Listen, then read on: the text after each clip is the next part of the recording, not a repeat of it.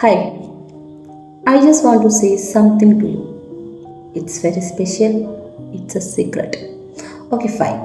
So, we all know about,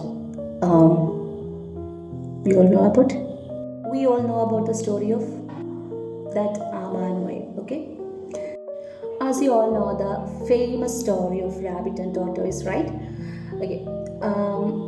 I just want to retell it once again. I just want to retell the moral of the story once again. Okay. ഈ ആമ മുയൽ കഥയിൽ നമുക്ക് ഒരു moral എന്ന് പറയുന്നത് സ്ഥിരതയുള്ള ഓട്ടം എന്ന് പറയുന്നത് ഇറ്റ്സ് വെരി ഇമ്പോർട്ടൻറ്റ്, റൈറ്റ്? അതായത് എത്രത്തോളം സ്പീഡിൽ ഓടുന്നു എന്നുള്ളതല്ല. ചിലപ്പോൾ സ്പീഡിൽ ഓടിയാൽ പകുതിക്ക് വെച്ച് നിന്ന് പോകാൻ സാധ്യതയുണ്ട്.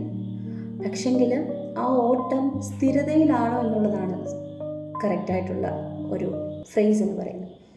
അപ്പം ആ ഒരു സ്റ്റോറി പറയുന്നത് മുയൽക്ക് നന്നായിട്ട് ഓടാൻ പറ്റും, വേഗത്തിലെത്താൻ പറ്റും. പക്ഷെങ്കിൽ ആ ഒരു സ്ഥിരത മുയൽ കാണിച്ചില്ല. പക്ഷെങ്കിൽ ആമയ്ക്ക് പതുക്കി പോകാൻ പറ്റുള്ളൂ. പക്ഷെങ്കിൽ ആമ എന്ത് ചെയ്തു? ആമയുടെ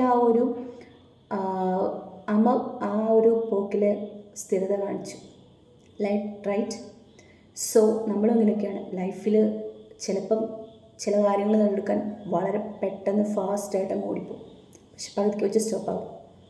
ബട്ട് പതിയെ ആണെങ്കിലും നമ്മുടെ ആ ഒരു സ്ഥിരത കൈവരിച്ചുകൊണ്ട് നമ്മൾ ഓടിക്കഴിഞ്ഞാൽ, അല്ലെങ്കിൽ നമ്മുടെ ലക്ഷ്യത്തിലേക്ക് മുന്നോട്ട് പോയി കഴിഞ്ഞാൽ നമുക്കത് ഉറപ്പായിട്ടും ആ ലക്ഷ്യം നേടിയെടുക്കാൻ സാധിക്കും.